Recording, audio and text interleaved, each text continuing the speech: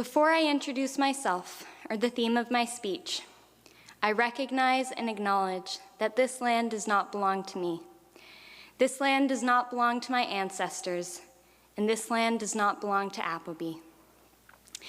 As a community, especially in this Christian space, we need to take on the intentional work of anti-oppression, anti-racism, and decolonization. Acknowledging the land we are on is only the beginning, and we cannot stop there. I invite you to pause for a moment and think about the original peoples of the place where we are. We gather on the ancestral territory of the Huron-Wendat, Haudenosaunee, and Anishinaabe peoples, and the current land of the Mississaugas of the Credit First Nations.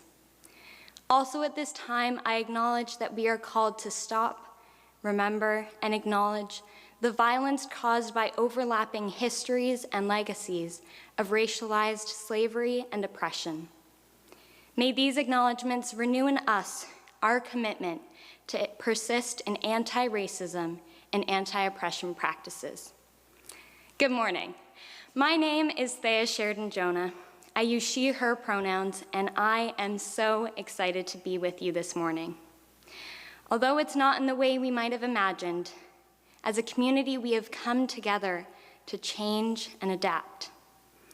Today, I will be talking to you about my perspective on the chapel theme this year, disrupting and inviting. Today, I will be talking to you about my perspective and how these are two of the essential elements to make change. We need disruption, the thing or experience that tells us a change needs to be made. But we cannot stay in the disruption. We need to intentionally invite change.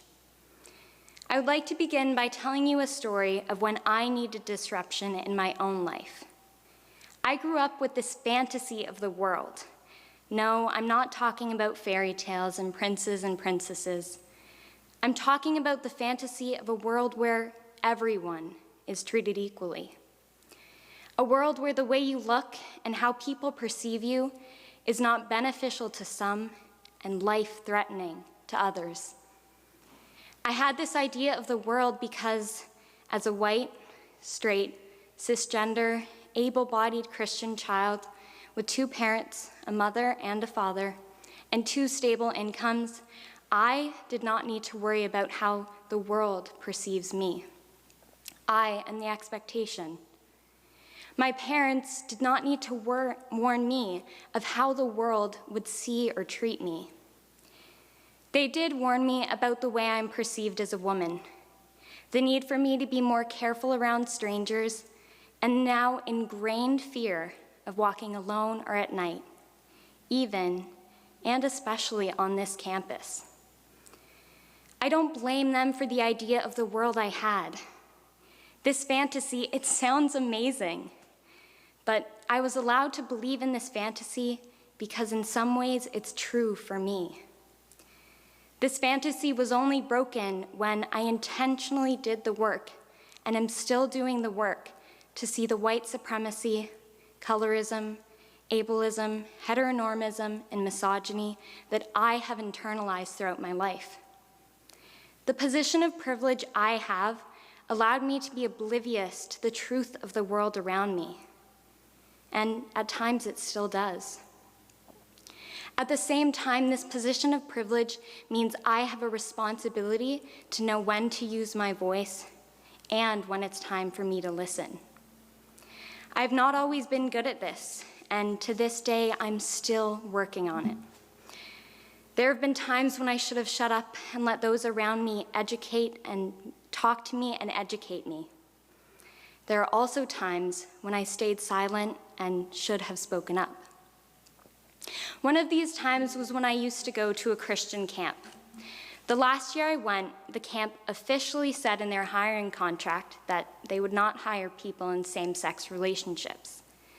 We always expected camp had these practices, but it was never outright, and I had never personally heard anything at camp, so it was shocking. As a family, we took a long time discussing whether I'd go to camp. We decided we'd try to make change from the inside because my spirituality was so deeply connected to camp, and I honestly didn't think I could go the summer without it. Nothing was different until the last few days at camp when I was on my out trip.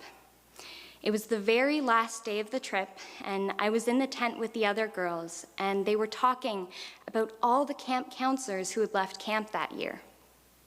They were predicting whether they'd left camp because of the contract.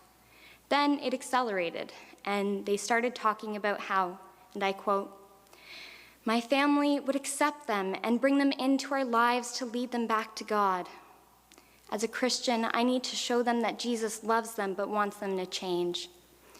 I know that they're children of God, but they just need my help, and what they do is wrong." For reference, the they were talking about were people in the Two-Spirit and LGBTQIA+ community. I completely disagreed with what they were saying and the God they talked about. My image of God is a creator who loves and made all of their children in their image. It was hard for me to process as someone who comes from a church and family that loves and accepts all people. My idea of Christianity and camp was disrupted, and I was pushed into silence. I was afraid that if I spoke up, I would be isolated by other campers and staff for the rest of the week I had left at camp. If you know me, when I'm passionate about something, it's not easy for me to stay silent, or for others to push me into silence. In this moment, the fear of being isolated and my disbelief forced me into silence. This was the first time in my life that I felt I could not speak up. This was in part because of my privilege and the safety it gives me to speak up and use my voice. So although I left camp silent, I did not stay silent. I invited change. I worked with my church and other faith spaces to affirm our inclusion and acceptance of all people, publicly and explicitly. I had the decision to stay in that disruption, that discomfort, that fear, but instead I chose to invite love, invite help, invite inclusion. This decision can be hard because those invitations are scary, but they are so necessary. I experienced a similar disruption this summer and when moving on campus. I was and am so grateful for my position as a prefect, not because of the title it gives me, but the opportunity it gives me to make change and connect with the people in this community. But this summer I struggled with it because of the privilege I have.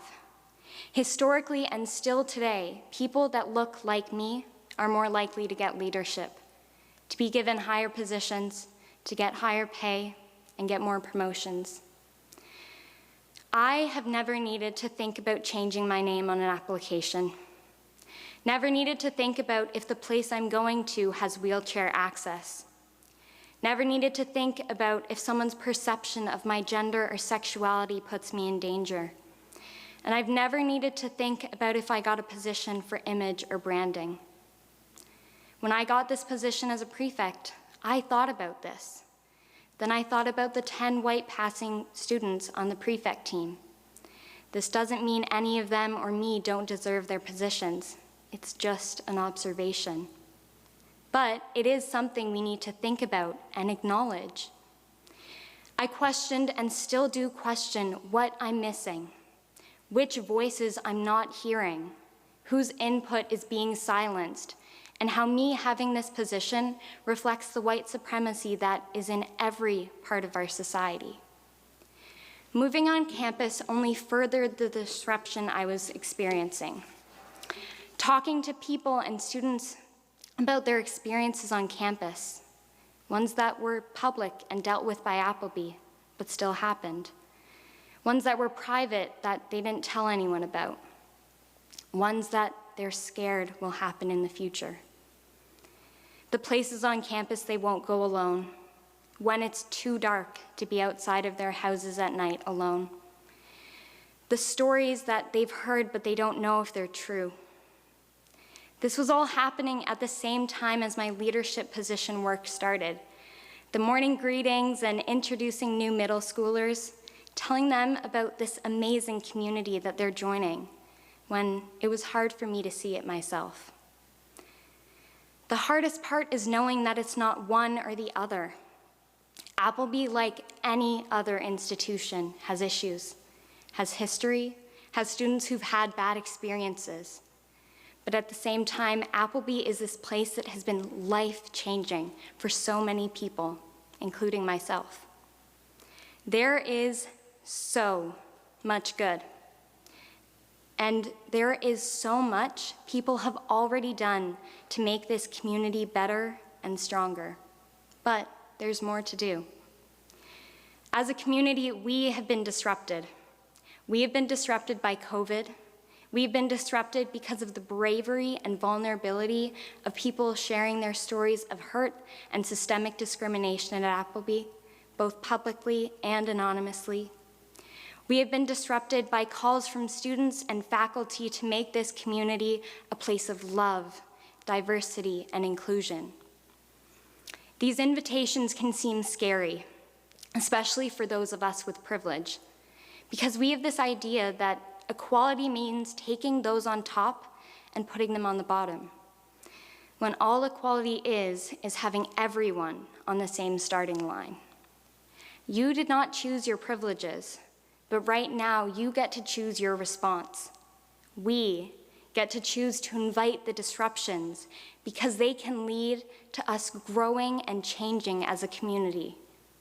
We can invite intentional, meaningful, and long-lasting changes that will benefit every Appleby student. Or we can choose to turn away, ignore the bravery of those sharing their stories, and ignore the opportunity we have to make change. No matter who you are or what communities and institutions you're a part of, there will always be disruptions. There will always be times and situations that disrupt the norm. But we get to intentionally decide to invite change, invite growth, invite differences, invite equality, and most importantly, invite radical love. I am so excited for this year and the opportunity we have in this time that needs both disrupting and inviting. Will you let the disruption be an invitation? Now, will you rise from your computers anyway to sing number 575, Let Streams of Living Justice Flow? Thank you.